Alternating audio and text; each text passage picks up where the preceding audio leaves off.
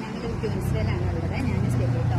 നിങ്ങളിവിടെ വന്നപ്പോൾ കണ്ട ചെമ്പരത്തി കണ്ട ചെമ്പരത്തി പൂ പൊട്ടിക്കാൻ നിൽക്കണേ. ഞാൻ പറഞ്ഞു കഴിഞ്ഞാൽ നമുക്ക് 2 പൂ പൊട്ടിക്കണം. ഇങ്ങനെ പൂ പൊട്ടിക്കണം. നാളെ ഭഗവാന് വെക്കാനുള്ള പൂവാണ്. അപ്പം അത് മൊട്ട് പൊട്ടിക്കുവാണെങ്കിൽ പൂവായിക്കോളും. അപ്പോൾ എനിക്ക് കാര്യം പറയുന്നുണ്ട്, എല്ലാ പെൺകുട്ടികളും റോസൊക്കെ കണ്ടു കഴിഞ്ഞാലാണ് പൊട്ടിക്കുന്നത്. അപ്പം ഞങ്ങളെന്ന് വെച്ച് കഴിഞ്ഞാൽ ഈ ചെമ്പരത്തി പൊട്ടിച്ചു. എന്തുകൊണ്ടാണെന്ന് ചോദിച്ചാൽ ഇത് നാളെ പൂവ് ഭഗവതിക്ക് വെക്കാൻ വേണ്ടി മാത്രമല്ല, ഈ ചെമ്പരത്തിയിൽ വേറൊരു കണ്ണൂരിയാണ്. എന്താണ് ഞാൻ പറഞ്ഞുതരാം. ഞാൻ എന്തോ റോസ് പൂ ഒക്കെ ചെവിയിൽ വെച്ച് ഫോട്ടോ എടുത്തപ്പോൾ എല്ലാവരും എന്നോട് പറഞ്ഞു കുറച്ചും കൂടി ചേർന്ന ചെമ്പരത്തി.